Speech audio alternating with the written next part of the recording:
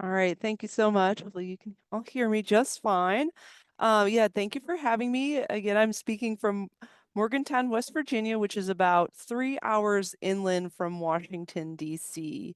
The work that we do is all over the country, with NIOSH being a federal agency. And today I will be talking about a health hazard evaluation that we did in northern Michigan, the state of Michigan, which is actually the Upper Peninsula, which is right near the Canadian border.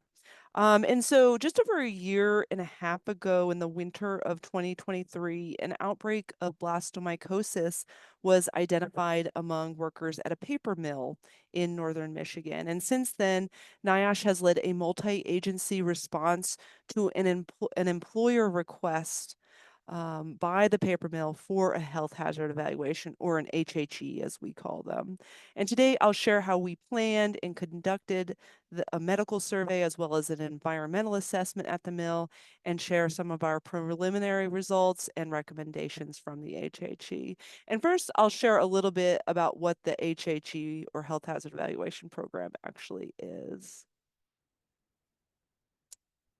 So first off, a reminder of who we are. The National Institute for Occupational Safety and Health is nested within the Center for Disease Control and Prevention, which is a federal agency under Health and Human Services in the United States. And NIOSH was created to conduct and fund research, to make recommendations about how to improve or promote worker health and safety. We provide technical assistance, including to health departments who may be coming across an occupational health issue that they might be needing some type of specialized assistance for. We also train in occupational safety and health. We train professionals as well as workers. And this is all to help assure the safety and health of working conditions for working people. And NIOSH is not part of OSHA, or the Occupational Safety and Health Administration, which is a separate regulatory agency that polices and enforces safety regulations at work sites. However, both OSHA and NIOSH were created under the 1970 Occupational Safety and Health Act, which is in that we do collaborate on developing some types of regulations. Like, we can provide scientific recommendations on what a future regulation might entail, but we are a separate administration. And the Health Hazard Evaluation Program was again created in 1970, right at the time of the Occupational Health and Safety Act. And there's a couple different ways that we perform health hazard evaluations. We often receive these requests from either workers, employers, or from unions. They can make a request as well. And we'll get those requests now online, but it used to be by phone. And we may go into the field for a site visit if there is an issue such as a new hazard or illness that we don't know what the cause is, or there's new patterns of an illness, or we're looking at an unregulated hazard. We might actually need to go into a work site, or multiple work sites, to better understand the hazard. Other hazards like mold, that kind of thing, we know a lot about. We know how to make those recommendations, so we can actually handle those types of requests over the phone. But for this investigation that I'll be talking about today, we did have to do field site visits because it was an unusual hazard. And we do confront new hazards, exposures, and during these site visits, we will talk with management as well as workers. We'll do a walkthrough generally of the work site to understand what type of processes occur at these websites, because it can really be in any industry, any occupation. We may perform industrial hygiene evaluations, which could include exposure sampling, maybe ventilation assessments. Again, I work in the respiratory health division, so that's something that we commonly do. We also perform medical evaluations that it can include worker interviews, questionnaires, even medical tests like lung function testing. And we will provide the results of those tests back to the individual workers. We only aggregate our results for the actual workplace. So management won't receive individual results, which is important to get participation. And so in health hazard evaluations, I mean, they're meant for a specific work site or requester, but they not only impact a work site where the health hazard evaluation was actually conducted, they can identify hazards, including new hazards, can document exposures and health effects beyond what we already know, and it can impact science more broadly. Health hazard evaluations have discovered relationships between exposures and health effects, either from indoor dampness.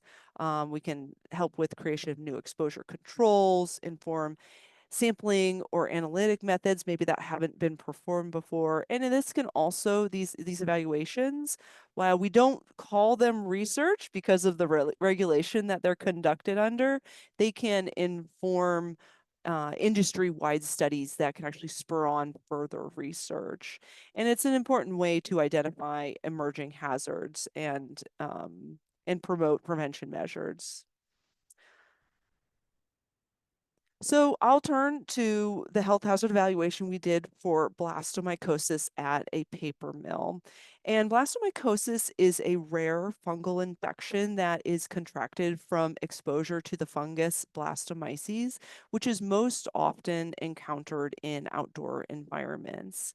And the fungus is endemic to the eastern United States as well as Canada, and it lives and it's found actually around the world, but it's particularly known to be in the eastern part of the U.S. and Canada. And it lives in moist soil and decaying organic matter and can often grow in areas like forests or waterways, including rivers, ponds. Um, but blastomycosis is a very rare infection. Only 240 cases were actually reported to the CDC nationwide in the US in 2019. And prior to that, in Michigan, which is right here, it's actually kind of in two pieces. This is the Upper Peninsula of Michigan where the paper mill was located. Um, prior, to 2019, only 186 cases of blastomycosis were reported over an entire 10-year period. So again, this is a very rare illness. And it is known to be an occupational disease, but it's primarily been observed in outdoor occupations like construction, farming, and natural resource management. I can think of one study that, or one outbreak among a group of workers, natural resource workers, who were actually moving a prairie dog population from one area to another. So they were working in the soil, working in dirt, and there was an outbreak of blastomycosis. People are often infected by inhaling the blastomyces fungal spores. And so the body of the fungus, which I just learned is actually kind of whitish or tannish. It has been grown in laboratory settings and it kind of has a cottony substance. It's not something you generally see in the environment, but the fungal spores that it releases are invisible to the naked eye. And inside the body, after someone inhales those fungal spores and where it's a warmer environment, the fungus can actually morph into a yeast, which then infects the lungs. But the yeast can also infect other parts of the body, including the skin, by traveling through the bloodstream, creating a disseminated form of the disease. And the infection is diagnosed generally through laboratory testing, including lung or skin tissue culture, bronchial alveolar lavage samples, and antigen or antibody testing, generally of urine or blood. The symptoms can appear 3 weeks to 3 months after exposure, so there is a pretty long latency of disease, and those symptoms can include fever or chills, cough, night sweats, muscle aches or joint pain, shortness of breath, fatigue, or weight loss, and pneumonia, as well as skin lesions, can also be possible. The skin lesions, again, from that disseminated disease. So we have a poll question here.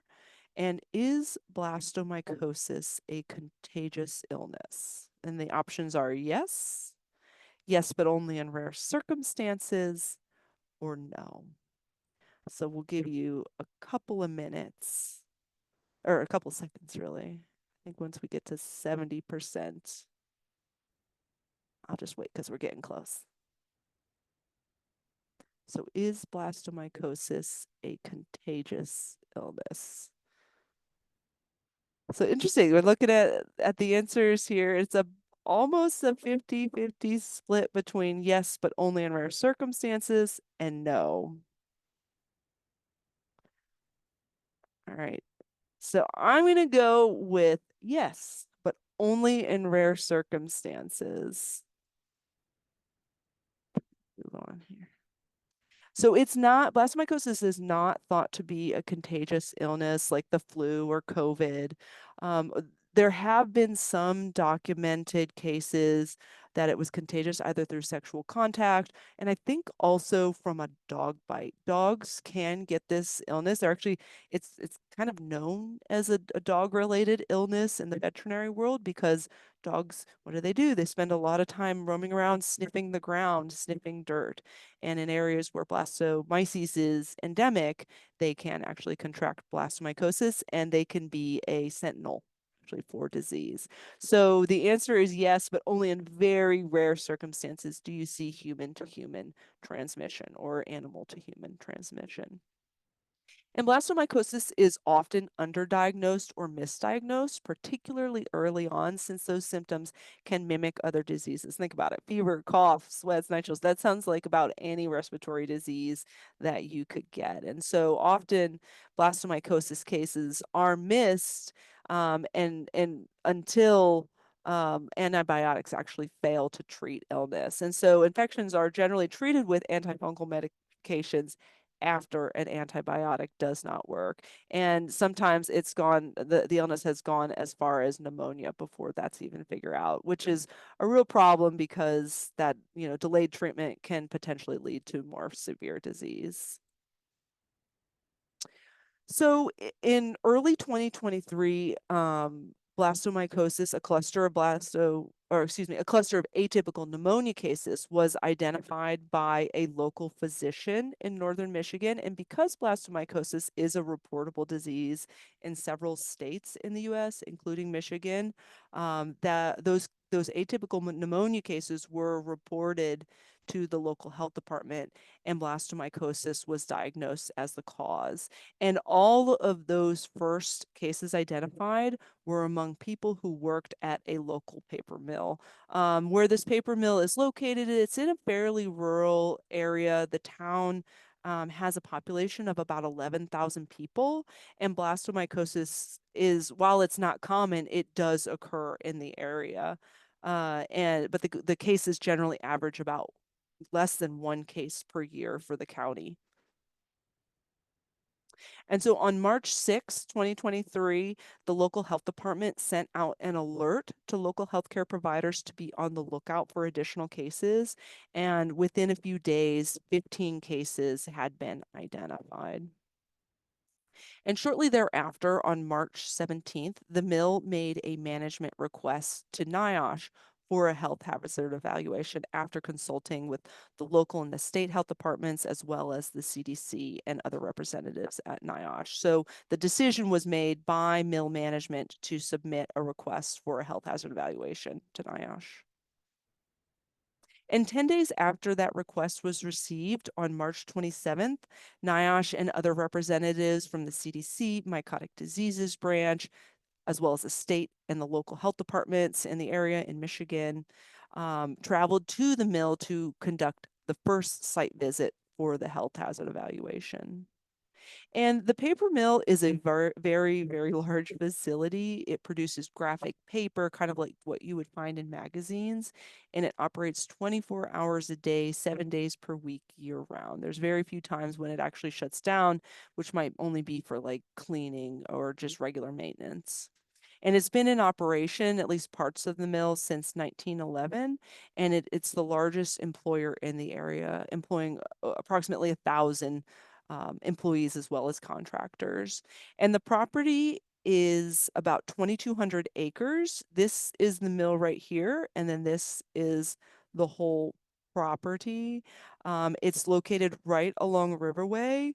Paper mills use a lot of water, and how this paper mill actually works is Lake Michigan is not very far from here. It's downstream of the river, within a couple of miles. Sorry, I don't know in kilometers. But the mill takes in water from Lake Michigan, uses it in its processing, treats that water, and then that treated water actually gets sent just upstream of the mill back into the river, and it goes back down towards Lake Michigan. On the site, there's a large wood yard. There's 2 parking areas for all of the contractors and workers who work there. And this is some of the water treatment area. And there's also a landfill up here. So during our initial site visit at the mill, we talked with mill management as well as employees, and we toured the facility to learn more about the paper making process as well as the site. You can see here in this picture, this is one of the large rolls of paper. That obviously this is the dry side of the paper mill, but kind of to what would be the right is on along the paper machine line is where pulp is actually rolled out and squeezed into dry paper. So paper milling starts with raw wood materials, and the mill sources trees from local forests. And so to make paper, those trees or wood are made into wood chips, and those wood chips are then broken down into pulp, either through mechanical pulping, where the wood fibers are physically crushed, or through chemical pulping, where the wood is actually chemically treated to break it down. And that pulp is then bleached, and the large paper machines turn the pulp, which is actually about 99% water, eventually into dry paper rolls, which you can see here in this picture. And then those rolls are then cut to size and packaged for shipping. And there are known occupational health issues at paper mills. In studies of paper dust produced in paper milling, paper dust was associated with obstructive lung function impairment as well as increases in respiratory symptoms. And the chemicals used in pulp processing, there can be some pretty harsh chemicals used generally to bleach and make the pulp.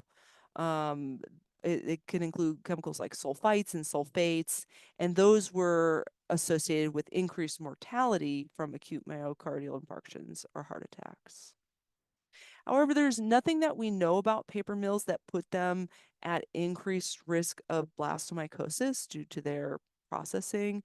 This mill is located in an endemic area for blastomycosis, and there have been isolated cases reported among people who even work at this particular mill, but there was not reports of prior outbreaks of blastomycosis at this mill or at other paper mills in the area or as an industry. So after the site visit, we immediately started to plan our return visit based on, and we used what we learned about the process as well as the site to develop a medical survey and environmental assessment. And we had to move quickly for the environmental assessment since in mid-April, again, this is a little over a month and a half after we first learned about this outbreak, the paper mill independently decided to idle paper production, which is a pretty big deal for such a large mill to stop paper production and to actually physically clean the mill, which was an undertaking. And that was separate from the public health response. And so at the end of April, about 4 weeks after our initial site visit, our team returned to Michigan for a medical survey and the environmental assessment. And by the time we had returned to the mill, 104 cases of blastomycosis were reported to the local health department.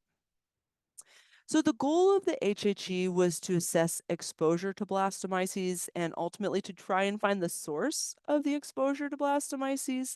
We also wanted to identify workers who may not have known that they were infected, provide education on blastomycosis for the workforce and the mill, as well as make recommendations on protecting workers from infection.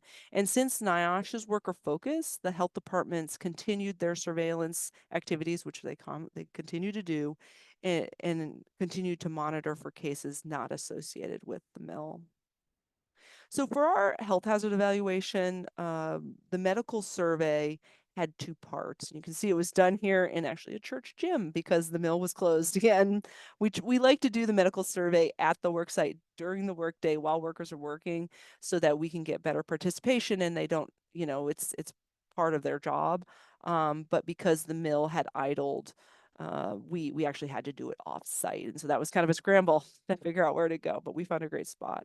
And part of the medical survey was using a urine antigen test to test for blastomyces exposure. So we could find cases and potentially identify workers who did not know that they had blastomycosis or could potentially become ill later on.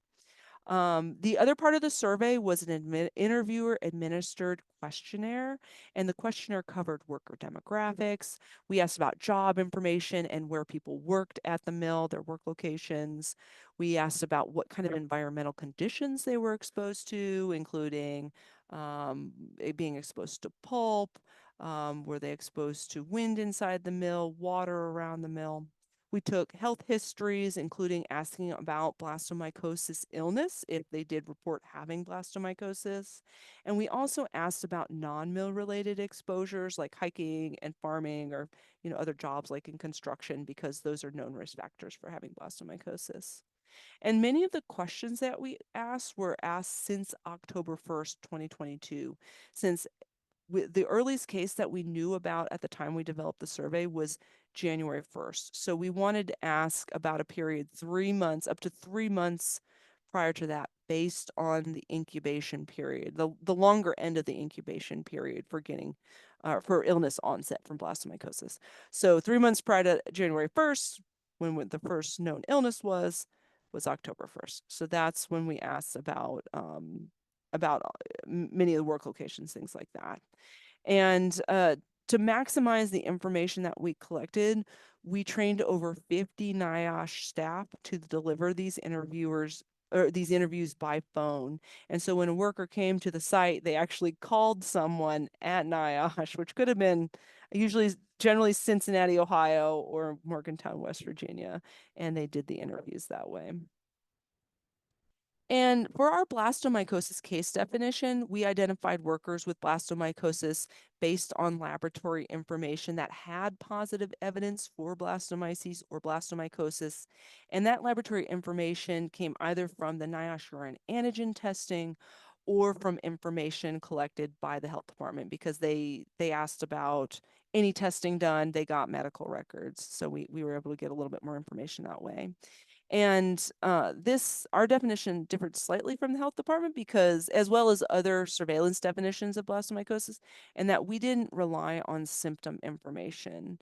We did include self-reported cases of blastomycosis, self-reported being on the actual interviewer administered questionnaire. Some of these people actually didn't live in Michigan, and so if they had sought medical care for blastomycosis out of the state, there would potentially be a long delay. If there would likely be a report between the state health departments, but it could have been delayed. So we did include people who said they had self-reported healthcare provider diagnosed blastomycosis as cases. So another part of the health hazard evaluation was the environmental and ventilation assessment. We sampled dust, water, soil, raw materials at the site, including wood chips, as well as samples of the actual ventilation filters. They had saved some off to the side, because that was one of the first things they did, was change the ventilation filters. And we assessed a handful of the over 400 air handling units at the mill. And that just tells you about how big this mill is. It's very, very large. So I'll start off with some of our preliminary findings. We're working through the analysis still, and getting close, but it's important for us to actually report the results to the requester and the worksite before we report it out elsewhere. So we're working on one of our final reports, and we'll soon to get to our the very final report. So out of 1,000 workers at the mill, about 2/3 of the workforce participated in the medical survey, and we collected questionnaire responses from 608 workers. You can see why we needed 50 people to do these interviews. And we also collected 578 urine samples. We were missing data from 5 questionnaire respondents, so we had to drop those participants from our analyses. And through a data sharing agreement with the state health department, we also included information for an additional 40 workers who had blastomycosis but did not participate in the NIOSH survey. And since they all met the laboratory criteria, they were included as cases in our definition. So in total, we had information on 643 workers at this mill. And the questionnaire and the medical survey was done over, I believe, like 8 or 9 days. And participants were predominantly male. They were mostly white, non-Hispanic, and 94% of the workers were mill employees versus contractors. Some of the contractors are actually there every single day, so being a contractor doesn't really relate to how much time they were on site. 2/3 of our participants never smoked, and 7% were current smokers. So from the urine samples that we collected, 9% were positive for blastomyces. And again, this was done in late April 2023. And half of the workers with positive tests did not actually know that they had blastomycosis, and 6% were asymptomatic. And all of the test results were sent directly to the workers once we had them, which is standard again in health hazard evaluations. And NIOSH contacted workers with positive tests as soon as possible to prompt medical follow-up if needed. And based on our definition of blastomycosis, we identified 160 workers with blastomycosis among those 643 participants. And workers with blastomycosis were a little bit younger, median age of 43 years old.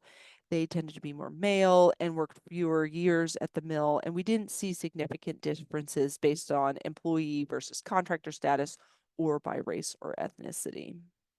And we calculated a 20% prevalence of blastomycosis at the mill. We didn't include those additional 40 cases from provided by the health department because this would kind of skew our estimate and actually overestimate the prevalence. So we left those cases out, but a 20% prevalence. And the peak of the outbreak occurred around early March 2023, actually when the first cases were reported to the health department. And the earliest illness onset date was reported was November 1st, 2022, and the latest was May 15th, 2023. So here is another poll question.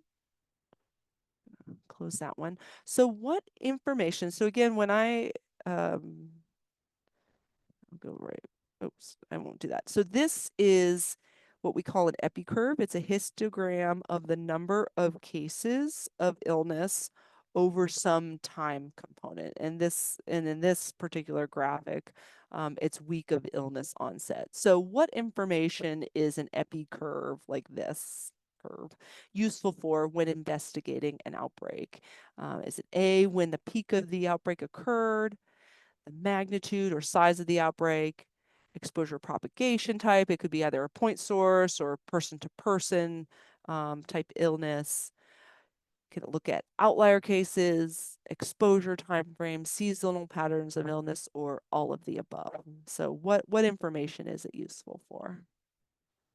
Okay, we're getting lots of good answers.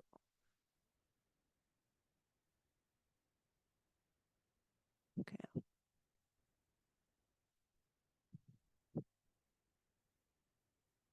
And so again, this particular epicurve we did for week of illness onset. And so looking at, looks like we have a lot of answers. We're at 64%, and 82% say all of the above. It's generally all of the above when you have that option. But yes, there's a lot that we can learn from an epicurve when investigating an outbreak. And using this epicurve, we were able to estimate an approximate window of exposure to blastomyces at the mill.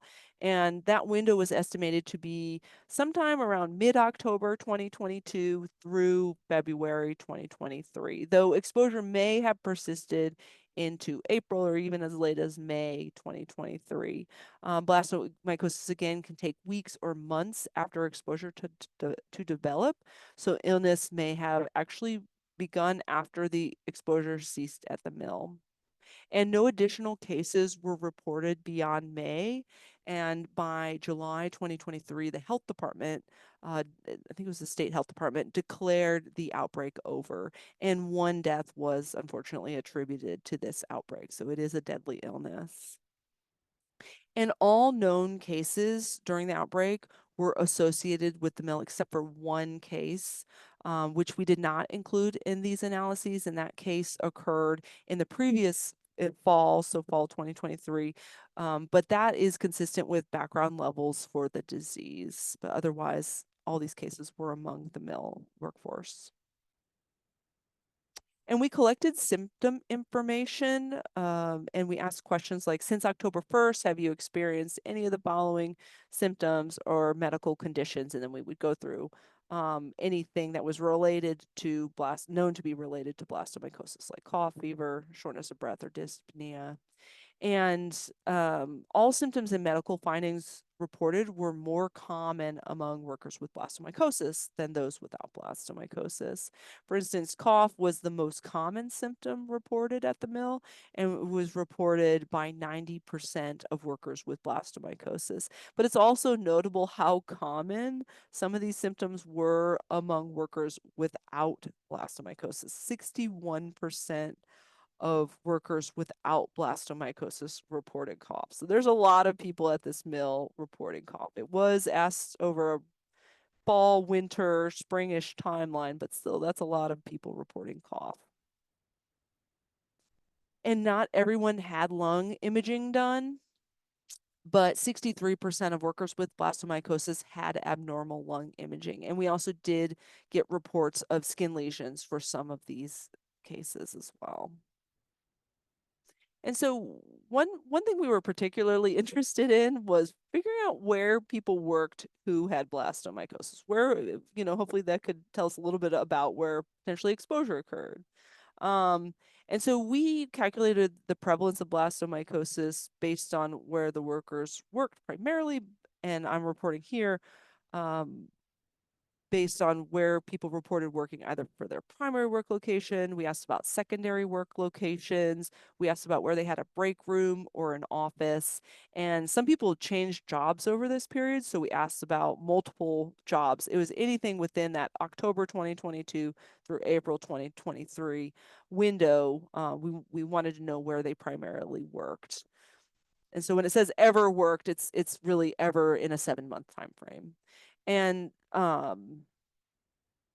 so the prevalence was calculated as the number of workers with blastomycosis in each one of these areas, larger areas, out of all the workers who reported working in that area during the 7-month time frame. And each one of these areas has a lot of little areas within it, but we just grouped based on the map, grouped these work areas based on this map.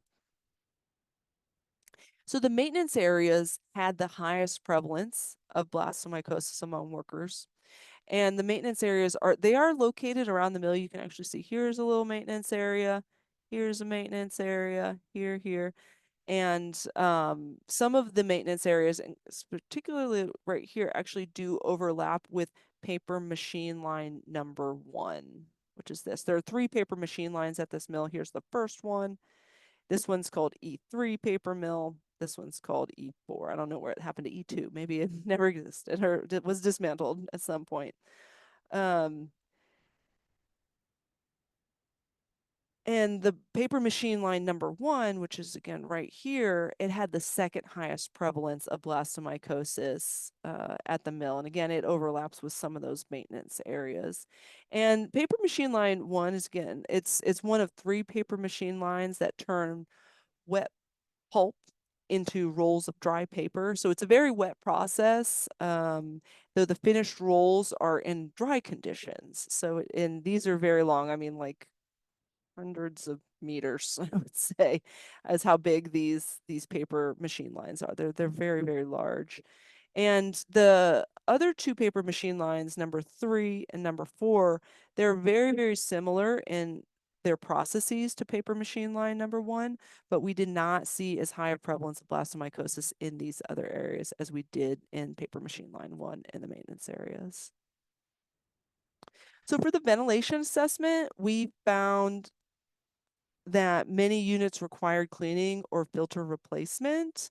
And we were able to inspect 67 out of over 400 air handling units at the mill, and 88% of those ventilation units assessed actually had no filters. And we also assessed those indoor and outdoor samples of material at the mill, and we used PCR and culture, though neither of these methods were able to detect blastomyces. That's actually very difficult to detect blastomyces in laboratory. So though we didn't find the blastomyces at the mill, the strong collaboration with mill management and the workers did allow for our extensive epidemiologic investigation. And we didn't know it at the time, but this was the largest outbreak of blastomycosis ever recorded. And our active case finding efforts did identify over 24 people who didn't even know that they were infected with blastomyces. So we were able to encourage medical care for them. And while we don't think that paper milling itself, or at least most processes of paper milling, are associated with blastomycosis outbreak, there was potential for indoor exposure to blastomyces at the mill.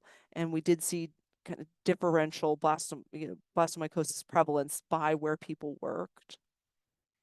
And so indoor exposure to blastomyces is unusual for a blastomycosis outbreak. It's generally thought to be an outdoor associated illness. Certain instances where it could become an indoor exposure, blastomyces could become an indoor exposure, has been found when actually ventilation units have that have unfiltered outdoor air can pull air into the buildings with blastomyces spores. And our findings did show that there were some hot spots at the mill, particularly in the central areas of the mill and those closest to the river. So we're looking at the environmental conditions associated with blastomycosis right now. So even from the first site visit to the mill, NIOSH made recommendations on blastomycosis prevention, and recommendations covered education on blastomycosis, which precautions to take particularly when digging or disturbing soil. And we made recommendations to the employer to provide fit-tested N95 respirators for anyone who wanted them. And we also encouraged workers to seek care if they had symptoms of blastomycosis, and for the mill to monitor for future outbreaks. And we recommended general housekeeping because some of the areas of the mill were quite clean, but because paper needs to be kept clean.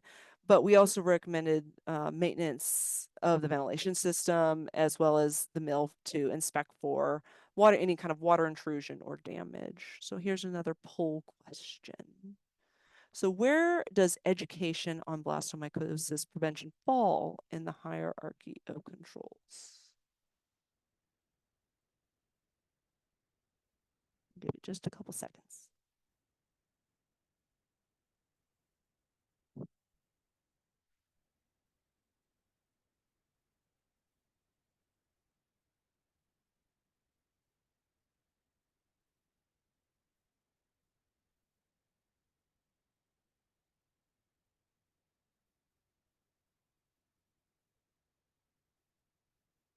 All right. Looks like we're getting close to quite a few answers here, and the overwhelming response is administrative controls. That's what I would pick for sure, but I could actually see how, education on blastomycosis prevention could relate to elimination if that education was on how to actually eliminate the fungus being, in this case, within the mill.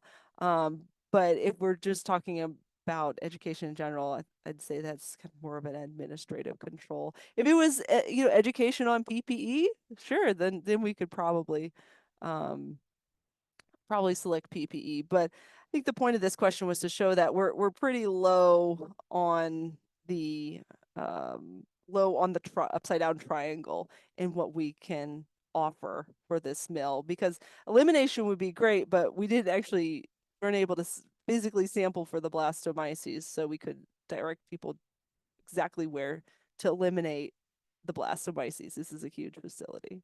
But yeah, I think administrative controls.